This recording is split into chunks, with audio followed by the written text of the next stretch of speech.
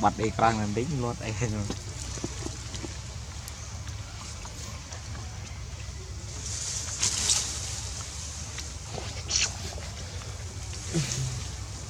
rồi á full memory bật bợ xong phần là trăm cân mày ôi chứ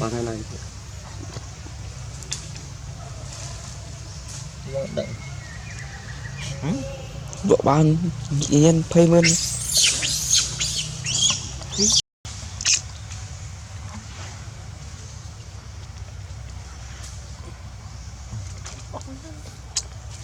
đâu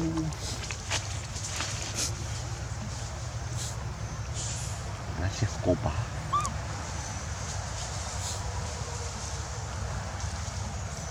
nó bóp chết nó sát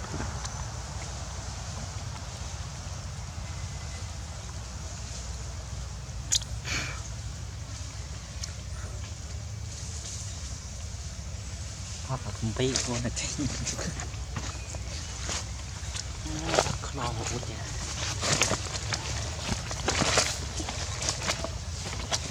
chừng lại đấy đấy đấy khỏi chưa cái bộ sinh tế mình luôn ngon luôn á và thành cái bộ cũng phải YouTube cắt quảng người bắt tôn bộ những gì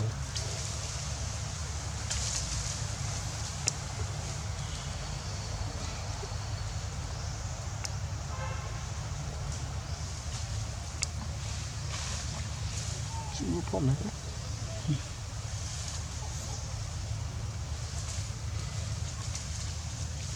nó vô phẩm ra yêu gì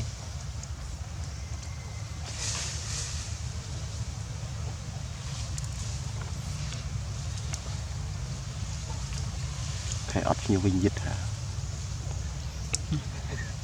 rồi biết nhiều bánh tì mình chưa rõ bánh gì đấy anh thấy này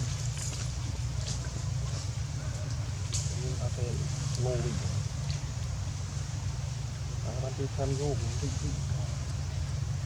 đi mày là mày ngày có đi đây liền cô vật ngày không được còn bọn cô tập mua là cũng ngày rồi thì nhiên tầm một năm ba mươi phòng mà rồi tầm bộ được đều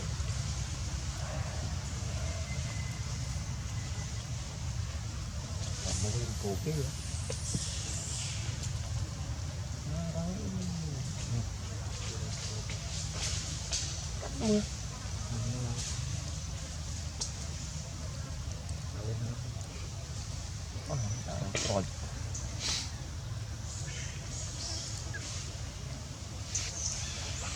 thay nhá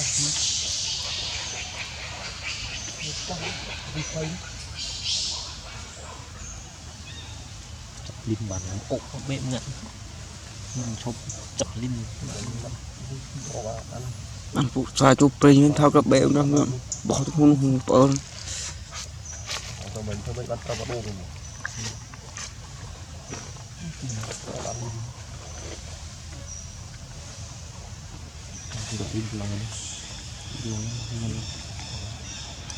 đỉnh nó trục cho đó khi trục mật mũi tiền đại này đợi chụp đấy đã mang hay bom trời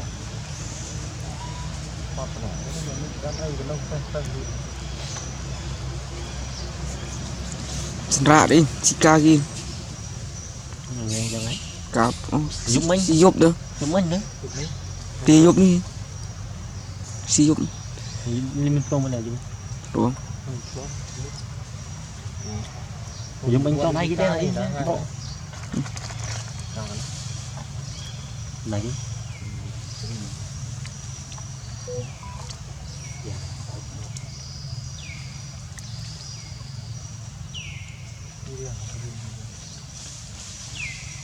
đó là đây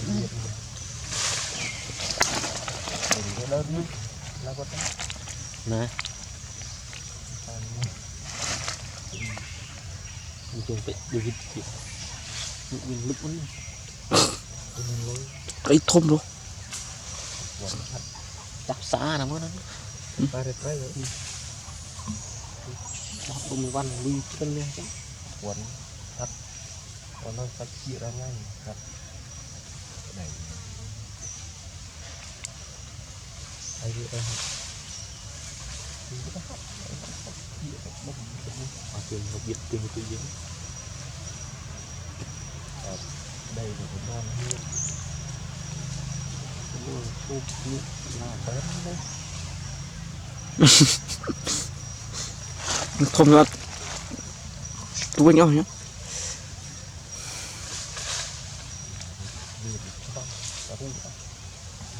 Mẹ đọc qua cuốn vậy. Anh đọc qua phù. Chừng nuôi chơi thế nào đây luôn anh vô mày lui chị đừng ngâm ăn đó Xong rụi rồi. sư cho nó sư mê tiên Anh là phật nhiều cái chắc xa. Phở vì giang xa vậy thay. câu đấy nó Là phật chắc xa thì là bây giờ nó ngập cái đó. Nó ôn nghìn. Hơi năng cái tao côn đi. Nó có xuôi. Nhiều phụ nữ bán hoa cao vậy. này ăn Chứ có việc mình đi chờ đến đây hạt nó con nó thì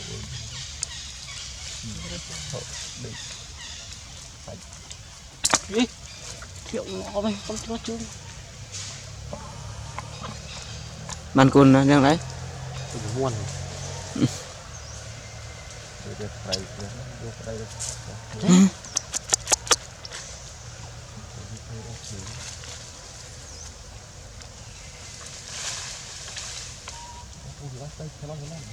con chỉ muốn cái bắt tray sập nè liệu xa nè sợ nó biết nữa ọt ăn sự nghĩ biết nó mới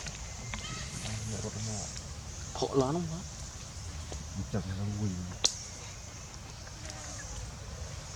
mình tray có bắt tray chết tiếc nãy là tên đi tiếc chua luôn Đây nó tôm nó gì? lụa cái này bắt động hơn